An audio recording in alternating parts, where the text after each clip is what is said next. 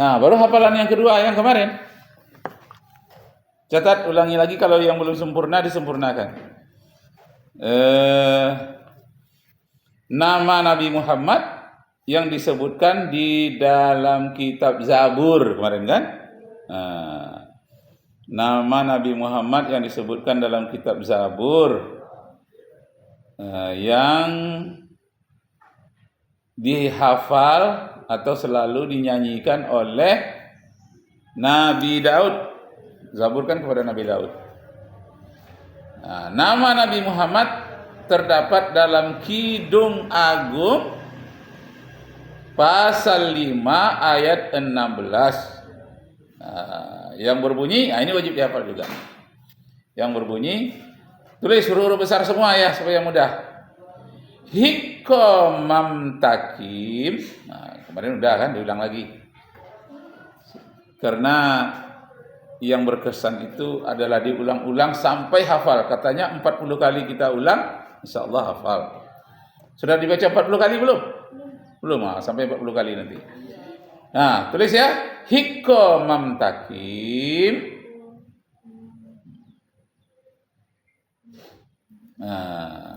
Wi kullo. Wi tersendiri. Kullo. Muhammadin wi kullu Muhammadin zedodeh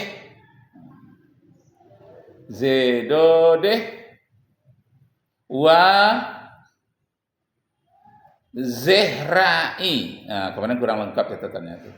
Ini lebih lengkapnya lagi. Wa zehrai baina, bukan baina, bainot ya. Tapi not itu nat juga bacanya. Bainat Yerusalem. Bainat Yerusalem. Saya ulangi. Hikomam takim wi kullo Muhammadin zehdodeh wa zehrai bainat Jerusalem. Artinya sudah kemarin? Belum? Artinya cari nanti sendiri di internet ya. Apa artinya? Sekarang wajib hafal lafadznya dulu. Saya ulangi. Hikomam takim wi kullu Muhammadin zedodeh wa zar'i bainat Jerusalem. Bisa J, bisa Y ya. Yerusalem. Muhammadin itu artinya orang yang sangat menarik. Jadi Muhammad itu orang yang sangat menarik segala-gala pada dirinya. Muhammadin. Karena itu pujilah dia, hei putri-putri Yerusalem. Jadi memuji seorang yang bernama Muhammad. Cuma dalam terjemahan LAI Lembaga Alkitab Indonesia, kata Muhammadin ini diterjemahkan menjadi orang yang menarik saja. Muhammadin, Muhammad itu artinya Nabi Muhammad. Imnya itu yang menarik. Tapi dihilangkannya kata-kata Muhammad, tinggal kata orang yang menarik saja. Sehingga seolah-olah itu tidak ada kata Nabi Muhammad, kata Muhammad di dalam kitab Kidung Agung itu. Padahal ada. Nah, sekarang kalian pilih. Mana mau yang dihafal duluan? Apakah Kidung Agung pasal 16? Pasal 5 ayat 16 atau tadi yang berbahasa Inggris tentang Harjit, seorang orientalis berkebangsaan Inggris yang meneliti kitab-kitab sejarah mencari kesalahan-kesalahan Islam. Nah, menurut dia Islam itu salah, agama dia yang benar. Tetapi setelah dia teliti, karena dia meneliti itu memang jujur, maka diakuinya Islam itu adalah Islam is indeed itu sungguh-sungguh artinya. Much more, mat itu sangat more lebih than daripada. Itu artinya suatu, sistem daripada suatu sistem atau rangkaian sistem of theology, melebihi dari sistem rangkaian akidah dan ibadah. Akidah dan ibadah itu namanya teologi. But bahkan it is artinya di dalamnya itu more than a system of theology. Di dalamnya itu lebih daripada sekadar akidah dan ibadah, but it's a complete, bahkan di dalamnya sangat lengkap civilization. Jadi E itu dibaca A, ya, zation. Kalau O dibaca O, bunyinya Ronaldo.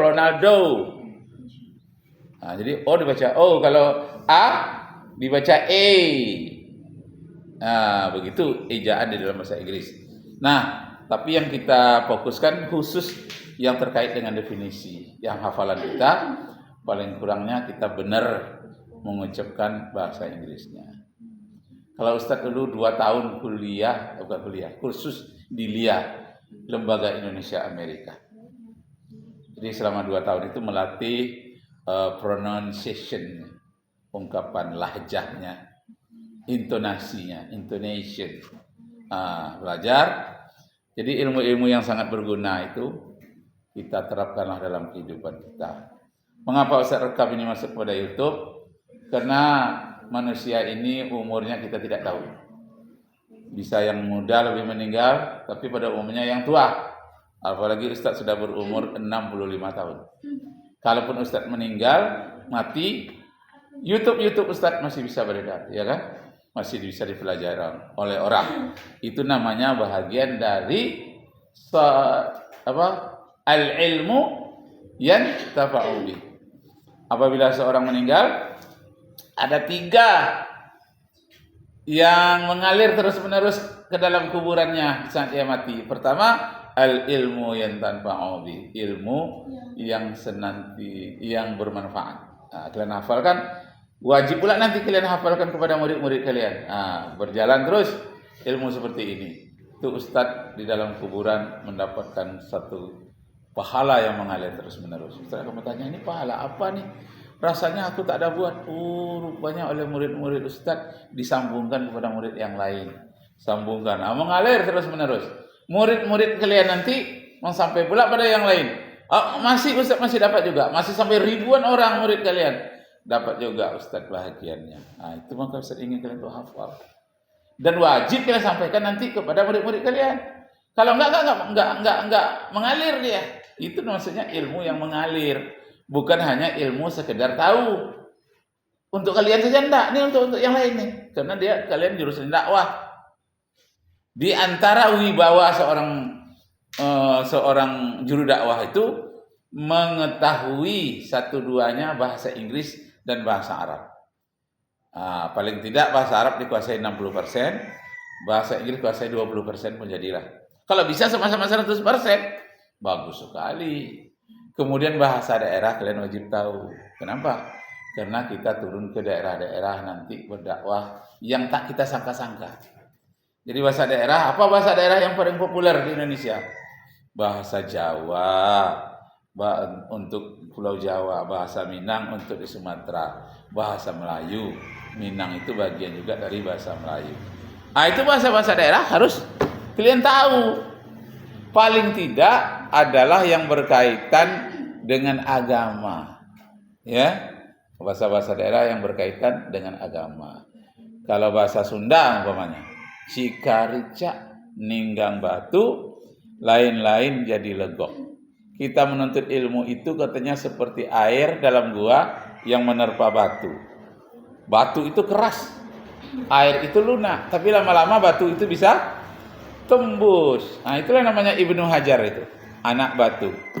Dia pada mulanya tidak pintar, tapi dia melihat perumpamaan dalam gua itu sedang batu aja bisa tembus.